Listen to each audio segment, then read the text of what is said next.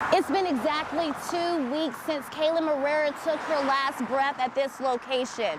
Now, as you can see, family members, loved ones, friends, and even the community have started a memorial for her. If you take a look over here, you will see the tire marks from that night. And if you follow them over here, you will see where the truck smashed into the bleachers, causing nearly $100,000 worth of damage. You can see that this area is boarded up. That's because that's where the mother was trapped during the fire. Joe, correct me if I'm wrong, it's about 28 degrees right now. And when I try to measure the temperature, the water is about 33 degrees. Take a look over here. You will see this huge, massive tree that actually fell on a power line. Family and loved ones traveled all the way from Ohio to send a message. And as you can see right here, their message is very clear. They want justice for Marquise. Now, Carlos, if you could just come down here and just show the fact that this is the top of the tree, the whole top of the tree. Earlier today, someone was placing items at this memorial, and that's when they found a body in this ditch. This is what remains after the fire, and if you take a look right here, this building is condemned. We've been out here since 1 o'clock this afternoon, and as you can see, the scene is starting to clear up. However, there is still a police presence, including the crime unit, and the house is still taped off. Last month, a woman was killed in this pedestrian crossing, and it's believed because the confusion of drivers when it comes to these type of signals. Today, we see that it's still an issue. One driver actually pulled over and gave the protesters pizza before Judge Fran Gull announced the sentence. She says she has worked in that courthouse for nearly 30 years, and what she saw today was astonishing by the lack of remorse. But I do want to stress that this is a caucus, meaning that members of the GOP will come together and vote. And I am here with the winner right now, Congressman Jim Banks. How are you doing? Well, it's a great night. She didn't get to live her life like I told the courts. She was just a baby. Dawn Hipshire says it's not fair. Her baby was ripped away from her, while her killer gets to live, whether it's in prison or not. A monster. He didn't care. Taking a life didn't matter to him. Is what many family members had to say about Thomas Jackson, the 40-year-old who was sentenced to 85 years for killing his 19-year-old girlfriend, Angel May Carter. He's behind bars, but I don't know, I feel numb. Like nothing's gonna change. Nothing's gonna bring her back. She thought she could fix you. She loved everything, including you. She was getting her life together without you. That's why you killed her, is what Carter's older sister cried during her testimony. She was trying to make him a better man. Even though I've told her, you can't fix something that's already broken. He's 40, Angel. Now, after nearly a year, the case is closed. The accused is now convicted before the family. I don't want people forgetting Angel. That's the one thing I don't want. I still message her on Messenger. Even today. I called her this morning, just left a message.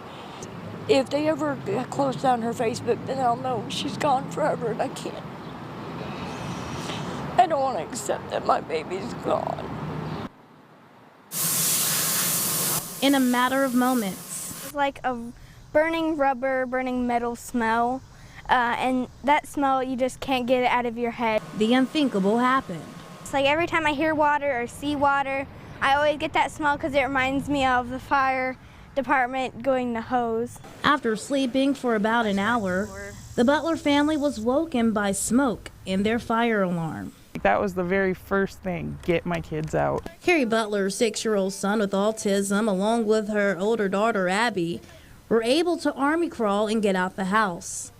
But once they made it outside, they noticed they were missing someone. Their mother was still trapped in the basement. I wouldn't be able to. Window, it's surprising. So I opened that door and just a huge gust of super hot smoke just came in my face and made my face all black. So, and I broke the bottom window to unlock it, but the fire was like right in front of it, so I couldn't. After reality set in that she wasn't going to be able to save her mother alone, she jetted to the fire station right next to her house. There was a moment there where I didn't think I was going to get out. I ended up calling my husband while I was in there, and I just let him know, hey, the kids are out, the house is on fire, just know that they're safe. But if I don't get out, I love you.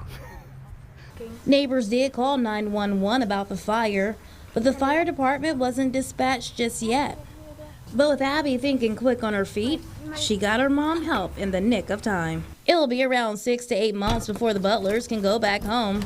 But through this dark cloud of smoke, I'm very happy that we have a place to stay and people that are willing to help us. I'm blessed. for more than 5 years, the Zimmerman family waited for the call, hoped for it, then Wednesday it came. Moments where you really don't know how to feel. You know, you think when you get that phone call you're going to feel happy or relief, but I really didn't. I just felt sad and a little angry. Ryan was born and grew up in Mississippi, disappeared in November of 2015 after moving to Columbus, Ohio from Kentucky. The 21-year-old's dismembered remains were found in 2016 in Mercer County, Ohio, but they weren't identified as his until June of 2020. Someone obviously, took advantage of his heart. And I just really, through all of this, I want to be able to celebrate him.